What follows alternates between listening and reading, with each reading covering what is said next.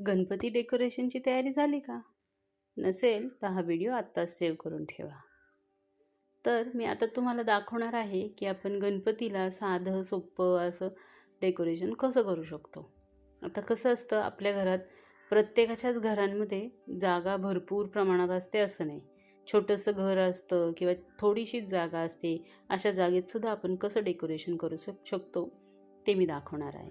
तर इथे हे PVC पाईप घेतलेत आणि त्यांना असं चारी बाजूने पॅक करून घेतलेले आहे, जॉईंट केलेत आणि ते बॅकड्रॉप म्हणून त्याचा आता इथे वापर करणार आहोत. आणि त्या पाईपला असं हे कापड आपण लावलेलं आहे. त्याला खालून असं दोऱ्याने आपण बांधून घ्यायचं आहे. आणि पुढे हा एक टेबल ठेवला आहे. आणि आता हे जे पाईप आहे वरती, त्याच्यावरती ह्या अशा माळा मी हँग करते आहे. आता ह्या माळा ज्या आहेत त्या दिवाळीच्या आहेत, दिवाळीला घेतल्या होत्या, त्याचाच वापर मी इथे करते आहे. तर असं हे दिसते आत्ता सध्या तरी.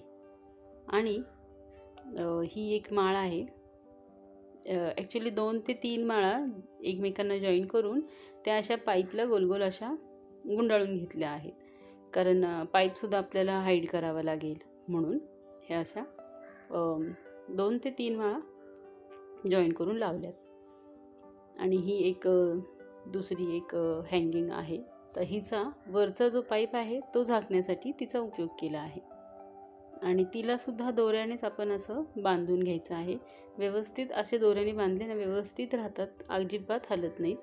आणि अशी ती माळसुद्धा आपण इथे लावून घेतली आहे. तर बघा, हे असं दिसतंय आत्ता तरी. आणि नंतर हे जे आहे, हे कपाट आहे. ह्या कपाटाला पुढे ठेवून त्याच्यावर असं वस्त्र ठेवलेलं आहे.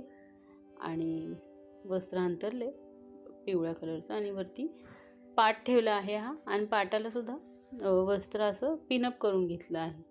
कलर कॉम्बिनेशन आपण आपल्याला जसं आवडेल तसं इथं करायचं आहे. इथे मागे हे 2 तांबे मी ठेवत आहे. आणि त्या तांब्यांच्या पुढे ही एक कार्डबोर्डपासून तयार केलेली रांगोळी आहे. मी दिवाळीला तयार केली होती ही. ती रांगोळी अशी पाठीमागे ठेवत आहे की जेणेकरून गणपती बाप्पाच्या पाठीमागे छान असं मस्त चक्र दिसेल. आणि हे असं आत्तापर्यंत डेकोरेशन तयार झाले. ही एक फेरी लाईट होती, तीसुद्धा मी अशी हँग केली आहे पाठीमागून. तर तसंच हे जे गणपती आहेत छोटे छोटे, ते गणपती आहेत ना, ते 24 वर्ष जुने आहेत बरं का. 24 वर्ष, इट्स नॉट अ जोक. आणि ते गणपती खरं तर अष्टविनायक होते. आणि त्यातले फक्त आता हे 5च राहिले आहेत जे मी सांभाळून ठेवले आहेत. आणि ह्या ज्या आहेत ह्या CDच्या पासून तयार केलेल्या काय म्हणतात, दिवा स्टँड, दिवा होल्डर असं हे आहे, कॅन्डल होल्डर. तर ह्या कॅन्डल होल्डर दिवाळीलाच तयार केल्या होत्या. त्यावर हे असे छान गणपती मी ठेवून घेते. आता आपल्याला जसं हवं तसं आपण डेकोरेशन करू शकतो. ॲक्च्युली जसं जसं आपण करतो ना तसं तसं आपल्याला सुचत जातं की कसं करायचं आहे, काय आपण इथे काय ठेवू, काय वस्तू ठेवल्या तर छान दिसेल किंवा कलर कॉम्बिनेशन कसं केलं तर छान दिसेल, असं ते त्या वेळेस सुचत जातं. आणि मी ते फक्त फ्लोनुसार मी ते डेकोरेशन इथं करत आहे. तसं ते छान असं होतं आहे. म्हणजे काही थीम वगैरे मी आत्ता तरी ठरवली नव्हती आणि केलं नव्हतं.